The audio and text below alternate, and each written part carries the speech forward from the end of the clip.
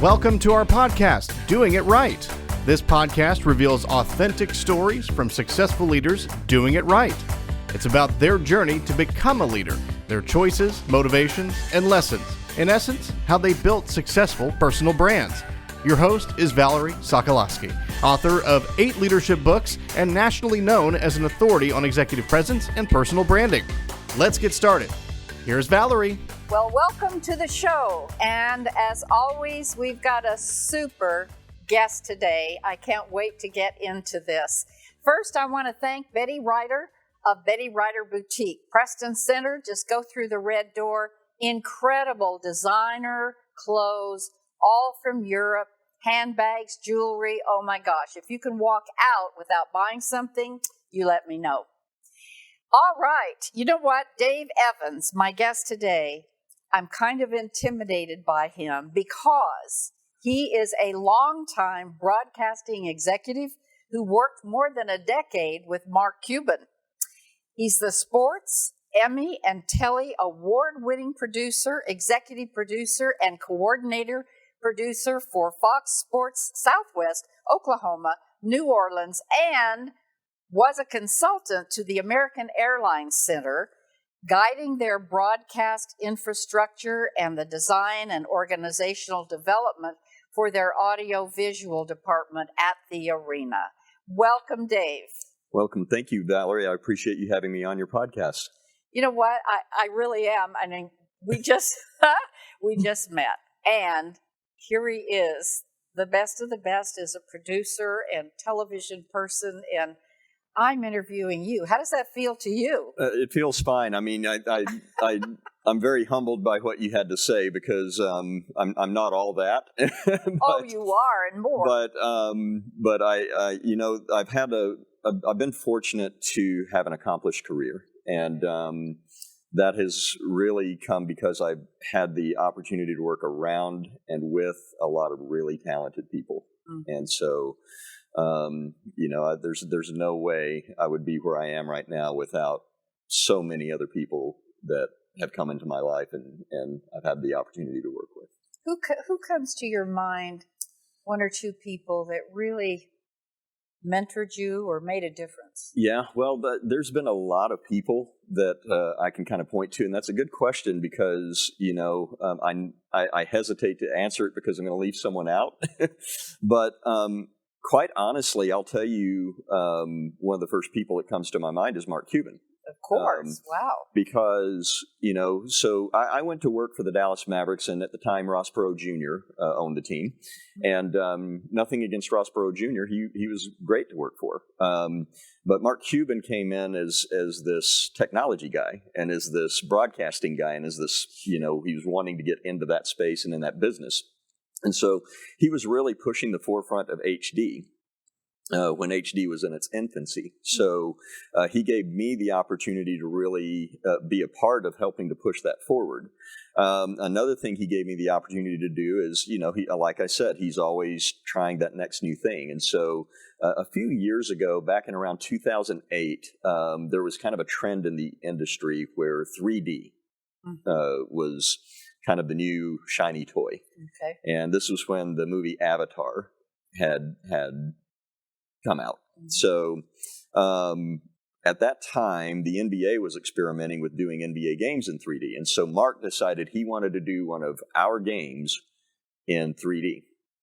And so that was very out there, wasn't it? It was out there. And I'm telling you, so I had the opportunity to produce that broadcast that we ended up doing. But it was like being a fish out of water. We were having to learn on the fly. And so we were able to bring in, we actually at the time, I was with the Dallas Mavericks, but we coordinated that with Fox Sports and did a partnership. And so Fox Sports immediately got on the phone with Vince Pace, who had his own 3D company. Well, Vince Pace was the director of 3D photography for the movie Avatar. So we hired him to come in, not only as our consultant, but to bring all the equipment in and utilize their technology to be able to broadcast this game in 3D. And when I say broadcast, it was really just broadcast to a theater. the Magnolia Theater across town in Dallas. And so really that's ultimately what we were trying to pull off. And so I had the opportunity to work side by side with this Hollywood cinematographer who was pushing the forefront of 3D. And none of that would have ever happened without working for this crazy billionaire named Mark Cuban. So yeah, that comes to my mind for sure. Isn't that something? So what's Mark Cuban like? You worked for him, with him? Yes. How long? So I a decade, and still know him well enough that we acknowledge each other's presence and say hi when we see each other at the arena. But I can tell you that there's two questions I get about Mark. One is the question you just asked: what's he like? Sure. And I always defer to what Steve Nash, one of the former Maverick players and now the head coach of the Brooklyn Nets, he was a guest on Letterman back in 2003. And Letterman asked him that question. And Nash just said, well, he's got two personalities and both of them are ADHD. Well, we can see that. So that's really probably the best description I've ever heard. But when people ask what's he like to work for, it's always going to be a handful when you work with what many would call an eccentric billionaire. But I will tell you this, I would rather work for a passionate person who may be difficult to work with than a complacent nice guy. Because that passionate person is going to take you places and allow you to do things that you never were able to do before. And that was the case for me, for sure. Oh, my goodness. So other than the one experience that you had, is there any other that maybe had some glitches? I mean, I know in doing the podcast, thank goodness it's recorded. I can start over, which normally we don't. But anything funny that's happened in years you worked with him? My goodness, yeah. There's probably, I'm trying to think. Funny doesn't come to mind necessarily with this one, but I'll go back to that 3D broadcast. Okay. So we literally had made all these plans and got 1 week away from the broadcast date. And we realized that what we were going to do is I'm getting into tech talk now, but we were going to be transmitting. So when you transmit in 3D, you have to do a right eye and a left eye. Okay. So it's transmitting both of those signals. And so what we found out is the transmission vendor, only ever been done via fiber, meaning a hard wire line. And so we had a termination point near the Magnolia Theater, we thought. And then we found out from the transmission vendor, no, we don't have that termination point. And so there's really not going to be a way to transmit this via fiber to the theater. At which point, Vince Pace was about to back out of the whole thing. Oh, no. And I'm sitting here going, okay, what am I going to tell Mark? Because we're this far in the process. And so I got on the phone with the head of technology at the NBA, and he was a friend of mine, and we talked through a couple of things, and it was so funny because he has me on one ear, and then he says, hang on, Dave, I've got Vince Pace in the other ear here. And he's talking back and forth. And ultimately, the NBA had been trying to do 3D games from China. And the only way to be able to do that was going to be doing it via satellite, with 2 satellite trucks, one for right eye, one for left eye. My gosh. Well, it had never been done before. And so Vince was like, no, I'm putting my name with this. I don't want to, I don't know that I want to do that. Well, Steve Helmuth, the head of technology at the NBA, convinced Vince to give it a try. And so Vince goes, okay, we're going to come in, we're going to set all this up, we're going to do it, but we're going to look at it the night before, and if it's not to my satisfaction, we're pulling the plug. So the NBA handled all of the transmission. They brought in the satellite trucks, allowed us a downlink port to the theater, and we had set everything up, went over to the theater. Me, Steve Helmuth, and Vince Pace are just sitting there watching the camera feeds coming from the arena. And I'm so tense. And then Vince goes, I'll be gosh, I think this is going to work. Oh. And so it was a go, and we did it, and we pulled it off. And that meant that we made history that night. We were the very first to transmit a 3D signal via satellite. Oh, my gosh, and do Dave. it successfully. So. And, I'm picturing you and the team and all that's going on there. And then the audience is just just watching as if it just happens. Right. Exactly. Had no idea. There's a lot of things that go on behind the scenes in television, as I'm sure you know, that nobody has an idea what's happening. I'll tell you, I wasn't at this game, but our Mavericks TV crew was doing a game in Minnesota one year. I can't even remember what year it was. And I just remember the producer reporting back to me that the truck was a mess. The engineers were having trouble getting our monitor wall to work. There were all these things going wrong, and we were just worn out by the end of the night. And then we got back to the bus, and the play-by-play announcer and the color announcer get on the bus, and they say, we thought that was pretty good. And these guys were like, oh, my gosh, you have no idea. Well, that game ended up winning an Emmy. Oh, Dave. So, isn't that wonderful? Even though things can be falling apart, it doesn't mean that you can't still bring excellence to the equation. It doesn't have to be perfect while you're doing it, but you have to find a way to get around those obstacles. And I read something actually this morning in a devotional that I was looking at that there's really two ways you can respond to obstacles. You can go up or you can go down. I love that. And if you go up, it gives you the perspective and really the can-do attitude and possibilities to get through it. If you go down, then you're sunk in the mire and you're never going to get past that obstacle. Oh, that's really so wise. There are so many times in all of our lives, I'm sure, that those tense moments. Mm-hmm. And you know what, Dave, that's when character comes out. Right. That's when character comes out. And that's what the show is about. That's why you're on here, and I'm so glad you are. Tell us, so from that, now what are you doing? Well, I've recently made some career changes. And so I'm in the process right now as we record this podcast of leaving what is now Bally Sports, used to be the Fox Sports Regional Networks. And I'm becoming the executive production director at Cottonwood Creek Church in Allen. And it's a church that I've attended for 24 years. They approached me, but what they're doing is they have built a control room and they're expanding their media operation vastly right now. And we're right in kind of a sweet spot of that expansion. And so I was contacted by the executive pastor and who knew me already and knew my credentials and just said, hey, would you have any interest in maybe jumping ship and coming over and helping us to launch what we're trying to launch? And I had to think about it for a little while because it was very unexpected. Mm-hmm. And, it's a very big change. But I have some other things that I'm working on. I have a passion project that I'm working on. And this, I realized, was kind of God telling me, look, you've been praying for a way to have more time to work on this. And this is part of your answer. Mm. Go help your church to help launch this. And then that is going to free up some of your time and some of the things that you need to be able to focus on this other project that you're working on. So, unexpected but timely. Unexpected but timely. How sure. often does that happen in people's lives? So, Dave, I want to know more about the passionate documentary, right? Mm-hmm. Idea mm-hmm. that you have, because it will happen.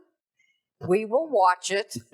So tell us, before it is happening, what's going to happen. All right. Well, we're in the very preliminary stages of production. We have shot a primary interview, but basically the idea, and this isn't a new groundbreaking idea by any sense. And, I watch content like this from time to time, but I just don't see this type of content making its way into more mainstream platforms.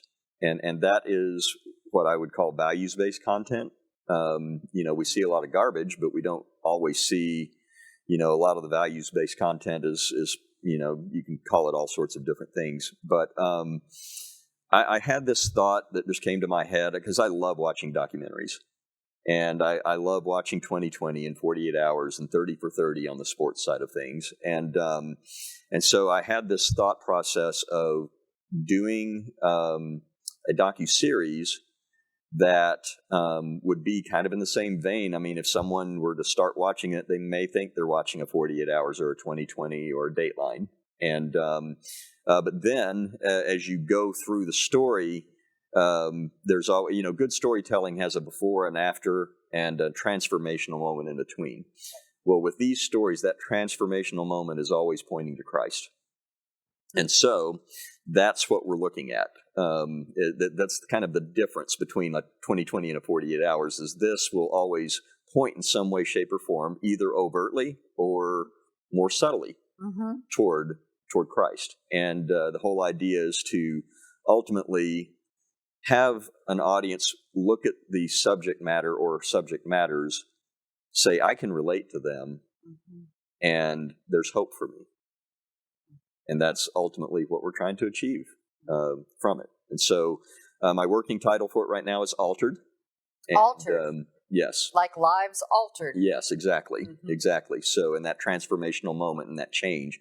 And so, and part of the thing that kind of gave me the idea was there's a guy that I worked with at the Dallas Mavericks, and he was in ticket sales.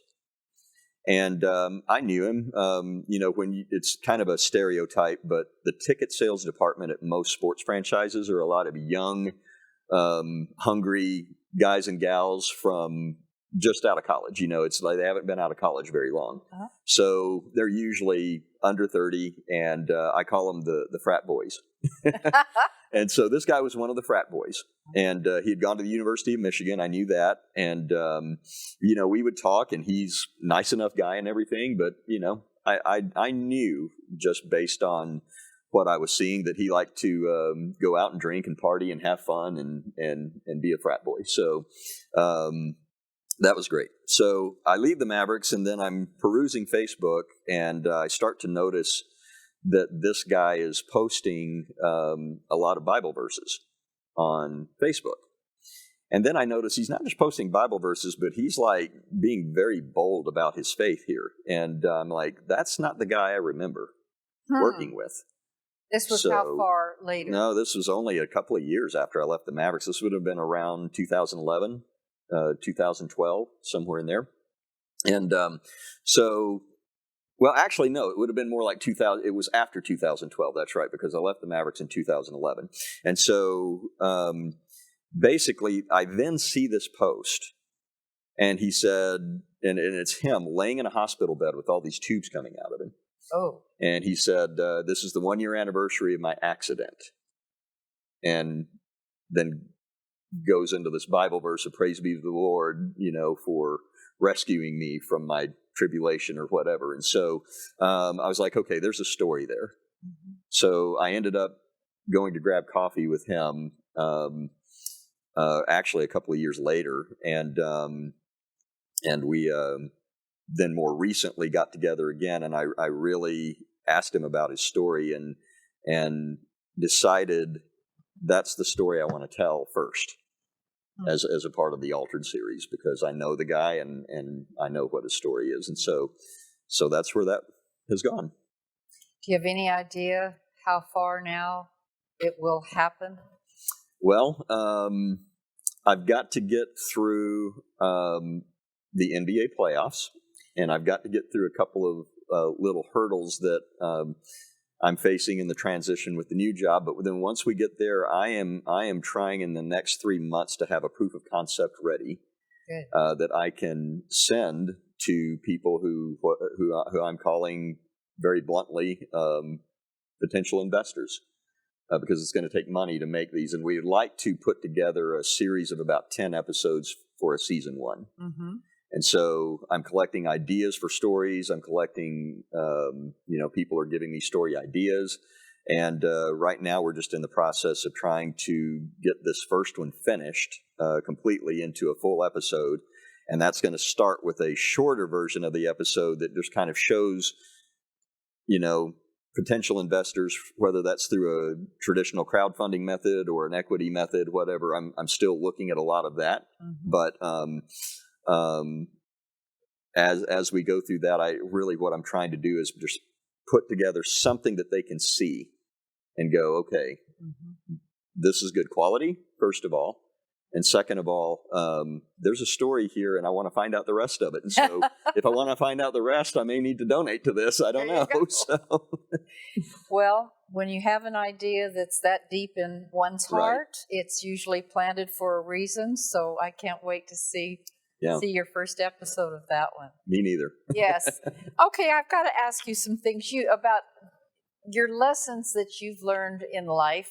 As you know, we call them teachable moments because if we're not teaching other people the lessons we've learned, and maybe they won't have as many scars as we do, then that's a good thing. And one of them you said, Dave, is keep your focus. It goes to what you're saying. Keep your focus on progress, not perfection. Mm-hmm. Absolutely. How many of us, and I think that's important because when leaders talk about excellence and people who work in companies are always striving to be perfect often, and the expectations maybe of a company, whether it's your own company or working for someone else.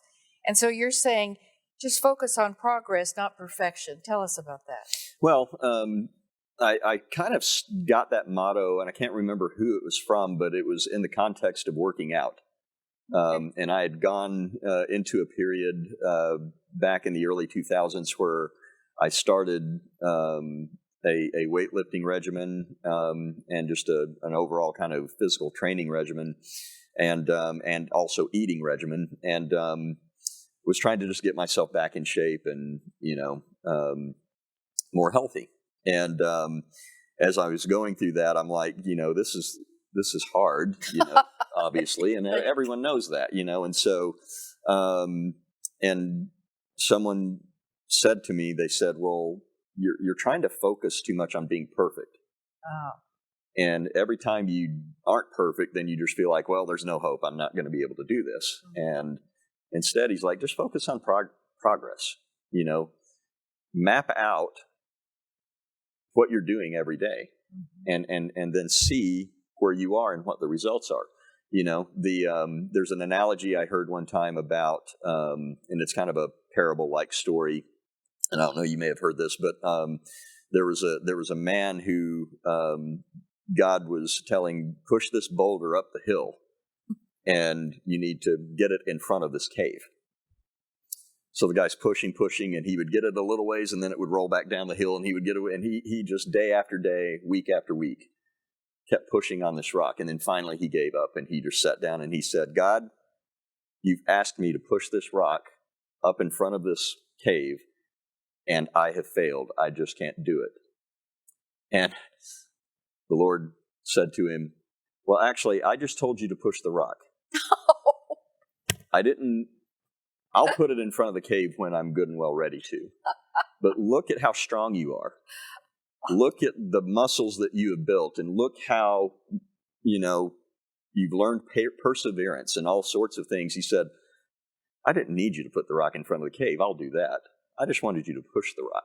Oh. And that strengthened you. So again, the whole idea is,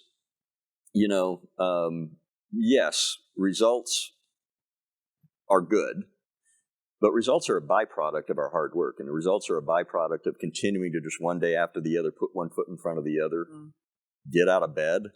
That's hard for a lot of people to do, and just keep moving forward, even on the bad days. And then when you hit a stumbling block, or when you seemingly fail, failure's not in falling down; it's in not getting back up. Well said. So. That's wise for all of us. I'm internalizing that.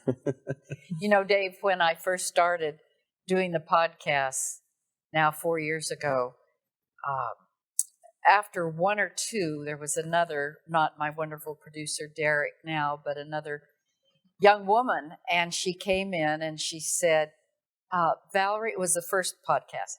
She said, Valerie, are you trying to be a journalist? You came from broadcasting.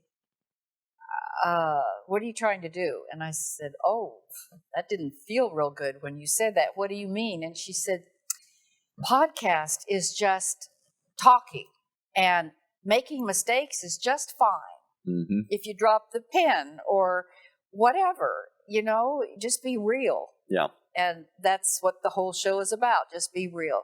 Right. I'll never forget that. It was a pivot point for me. Now, Speaking of pivot points, didn't you have a pivot point in your childhood and college and whatever? What was a pivot point for you? One pivot point, I guess, was when I was still in college, and I ended up going to Baylor University. And the reason I went to Baylor, I almost went to the University of Oklahoma. And the reason I went to Baylor was that was further away from home because my parents were living in Oklahoma. And it wasn't that I didn't love my parents, but I just felt like, I had a cousin that had gone to Baylor, and so I'm like, I'm going to go down there and check things out. I had no idea that there was this guy down there that was the voice of the Baylor Bears named Frank Fallon. And he ended up, very long story short, becoming a mentor of mine. And with the way he handled certain things in my life, I would go on a job interview right when I graduated, and he would tell me to come report back to him about the job interview. And I remember one just went horribly, and I reported back to him. And while I was reporting back to him about the horrible experience I had at this job interview, you don't have enough experience, blah, blah, blah. He's picking up his phone, and it was back in the old days of the rotary dial, so he's dialing the phone, and I'm like, well, that's kind of rude. I'm talking to him here, and he's picking up the phone and making a phone call. Well, he called the guy that I had interviewed with because he knew him. Oh. And he said, yeah, I understand there was a young man named Dave Evans in there just now. I know he doesn't have any experience, but I think you're making a mistake and not taking a chance on him, And that meant so much to me because I knew at that point, okay, I've got support here, and there was just a certain amount of edification. This guy was hard on us in college.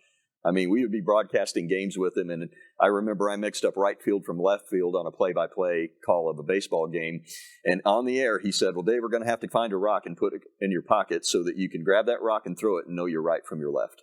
Oh. And but it wasn't in a condescending way. It was in a kind of a funny, tongue-in-cheek way. But it was also in a way to kind of keep me accountable and teach me. And up until the day that Frank died, every time he saw me, he would say, oh, hey, Dave, do you still have that rock in your pocket? That's a good visual, isn't it? So that was pivotal, having him in my life. But then also, I'd gotten to a point where I took a job at the CBS affiliate in Waco, Texas. And I was working there. And long story short, I got there, and all of my coworkers were just like, they don't pay us enough money. We're not, this is a horrible experience. We can't make a living. I can make more money flipping at burgers at McDonald's than I can working at this TV station. And so I finally got fed up with it, and I just said, then go work at McDonald's. Go flip burgers. I'm going to stay here. I'm going to learn. I know I'm not making a lot of money, but I'm at least going to grow my skill set while I'm here. Mm-hmm. So, and I'm going to make the most of it. So, long story short, I picked up 4 particular experiences working at that CBS affiliate. As I progressed and advanced very quickly, it was really over about a 9-year period of time, but I advanced through the company, but I ended up directing newscasts and things like that, and that made me a supervisor, and then I ended up becoming the production manager at the TV station. So I had picked up management experience. I picked up running a facility experience doing that. I was producing some sports programming that was there at the TV station that we had garnered as a part of our rights with Baylor University. And so I picked up a lot of that, and then I was also, there's a lot of industry in Central Texas, and so we decided, this was before their corporate video was such a thing, and so we decided, well, maybe we can be corporate video people for these companies. They may need a marketing video or a training video, so we would go call on M&M Mars, who had a plant there, and say, hey, do you need a training video made? Oh, well, yeah, we might need that. Now they all have video departments that do that. Yes, they do. But back then they didn't, and so I was actually out selling corporate video and doing things like that. Well, when I hit this ceiling in Waco, Texas, and was about to do something really rash and go start my own business, which I was not, really prepared to do, but I was naive and didn't know that. Mm-hmm. But my wife wasn't naive, and she's very wise, and she was like, Dave, whatever you do, don't. Well, she actually didn't say that. She didn't say, don't go start your own company. She said, before you go start your own company, would you at least put your resume update together and then send it to dream jobs all over the place? And I said, okay, I can do that. And so that's when I sent resumes up here to the Dallas area to every sports team, franchise, TV station, production company, everything that I could think of. And at which point we waited about a month, 6 weeks, hadn't really heard anything positive. And so my wife sat down with me and she said, okay, I want you to be happy in your job. I know that you're miserable right now. So if you need to go out and start your own company, you go ahead and do that. And I knew that killed her inside because she was really feeling called to stay at home with our young children. This meant she was going to have to probably take a second job and really support the family because I was not going to be making any money at first anyway. So the very next morning I got to my office and the phone rang at 9 o'clock and it was a guy from the Dallas Mavericks. And he said, yeah, I'm sitting here looking at your resume. I'd like for you to come in for an interview. So it was like, oh, okay. One of those blind resumes did pay off. And so you're sitting in the interview and he you go through the interview, it goes well. And then he gets to the point where he says, well, do you have any questions for me? And I said, yeah, I have one big question for you. Why am I sitting in front of you? I sent you a blind resume. You don't know me. You've never met me before. This isn't just a position at a high-profile organization. This is a high-profile position at a high-profile organization. So why am I sitting in front of you? And he said, oh, that's easy. You've got there was 4 specific things I was looking for, and you're the only resume I've gotten that has all 4 of those things. Oh, Dave. And one of them was managing people. He goes, you're going to have a staff of people here, and I need management experience. Running a facility. At that time, we were at the old Reunion Arena, and there was a production facility called Reunion Production Company that I would also be running in addition to being the director of broadcasting for the Mavericks. So I need someone who's run a facility. He said, I need someone who's produced sports programming, and you've done that here at the TV station. The 4th one was the kicker. He said, I need someone who knows about corporate video. Oh, my goodness. And I'm like going, okay, this is a sports franchise. What does that have to do? And he goes, well, we've got this production facility here, but in our off season, it's not doing anything. And I would like to bring in some other clients to keep the production company busy. And so there it was. All 4 of those things lined up perfectly on my resume to take my career from here to here. I mean, the dream job just happened, doubled my income instantly. And it was just, and I look back at that and I go, okay, here's where the pivotal moment really was. What if I had listened to my coworkers who were saying, I can make more money going somewhere else? And most of them did. If I'd listened to them and said, this is for the birds, I'm going to go off and try to make more money, I would probably be selling insurance today or something like that. I don't know what I would be doing. And I never would have gotten to where I am right now in my career. Dave, what a wonderful story for you to tell us. Because I'll speak for myself. There are so many times in life, and audience, you just think about those in your life, where we listen to other people and too often think that they have the answers. Even if it's, to your point, it was a coworker. But sometimes it can be someone high up. Oh, yeah. And it can be a family member. So you've got to listen to what? I mean, the bottom line is, who do you listen to? Yeah. Right? Well, and I don't know, not everyone listening to your podcast may be a person of faith. I don't know, but. And I don't either. For me, it's listening to God's voice. Okay. And that's a hard thing to describe to someone who has never experienced it. But for me, that's the bottom line. Like in this current situation where I'm in this career change, I mean, when I was first approached about going to the church, I was 80% sure I would probably not take the job. And then it was a couple of days later that I finally started calming and listening and praying about it. And that's when God was knocking on my head going, hey, you know that prayer you've been praying for several weeks now? This is the answer. And I'm like, oh. And it's not like there's a voice or anything like that, right? Just sometimes there is. It depends on. I know I've heard people say I heard very clearly, but I've not heard that audible voice. But there is definitely it's an inexplicable sense that comes over you. Hard to explain, but I understand. That okay, yeah, this is what I'm supposed to do. And Dave, situational, because this podcast is, again, something that just, when things are supposed to happen, this is my belief, when things are supposed to happen, and you have the values, and you have a faith, and you just keep doing what you feel is doing it right. That's the name of the show. It just has resonated. The name of the show has resonated with everyone. We just want to do it right. And then just one step at a time, and things will work out. Right. And part of doing it right, by the way, is you said when things are supposed to happen, they'll happen. Well, too often people go, this is supposed to happen, so I'm going to sit back and wait for it to happen. That's not the way this works. No. The way this works is this is supposed to happen, so you need to go out and put this, and this together. Yep. Follow guidance from God. Be ready to pivot and change because you're going to hit obstacles. But it's all at that point about persevering to the point that you make it happen. Because really, any meaningful endeavor ultimately should be to serve other people, but it's also to strengthen yourself and make yourself better. So. Yes.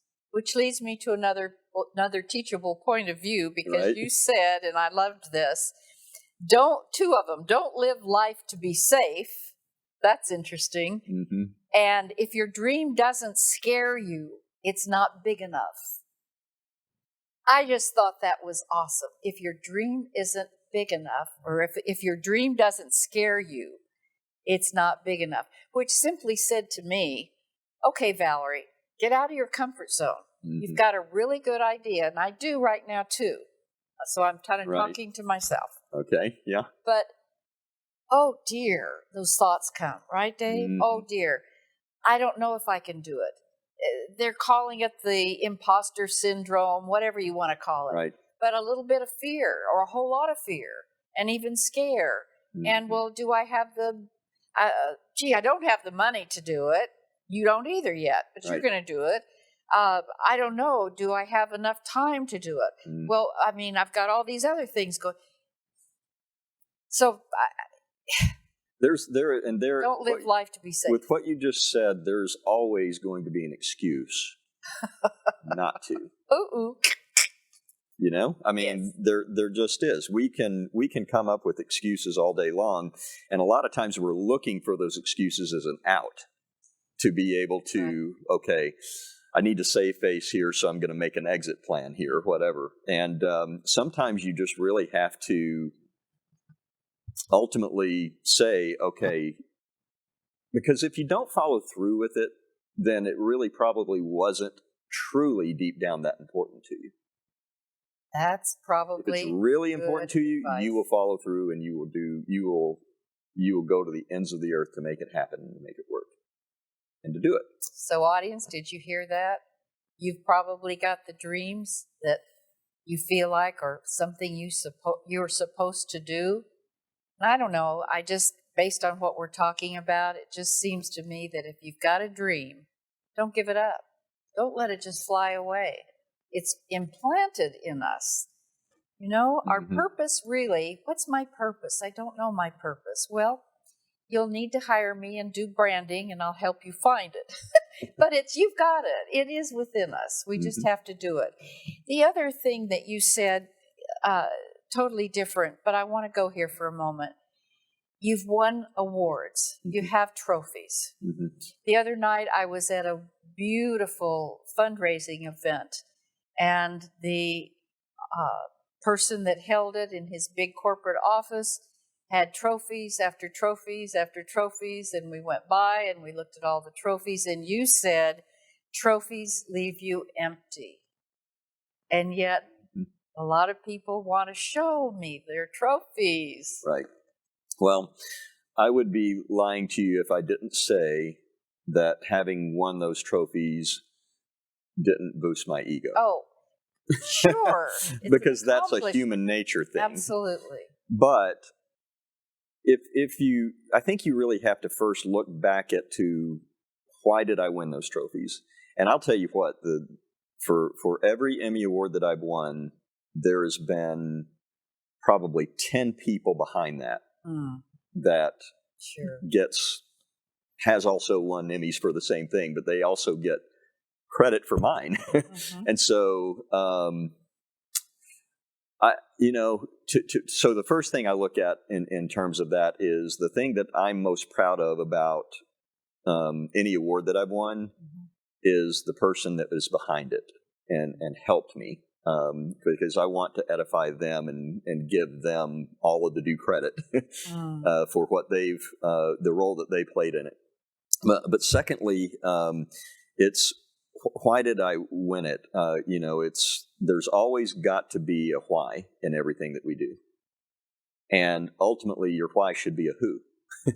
Your why should be somebody, and in our industry, it's an audience, giving the audience something that they need or something that they want. So true. And doing it in a way that they enjoy and gives them something, a bit of pleasure or entertainment or whatever it is, but gives them something. But at the end of the day, if I just pat myself on the back and look at trophies, then that is empty, because that's very two-dimensional. Ultimately, I want to look back and focus more on how many lives did I change with whatever it was that I did. Which is what a leader, an authentic leader, should be saying.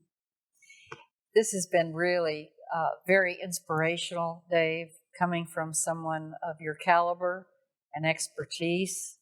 And we're going to have coffee, and I'm going to pick your brain on a lot of things, because I want to be excellence always in what I'm doing too.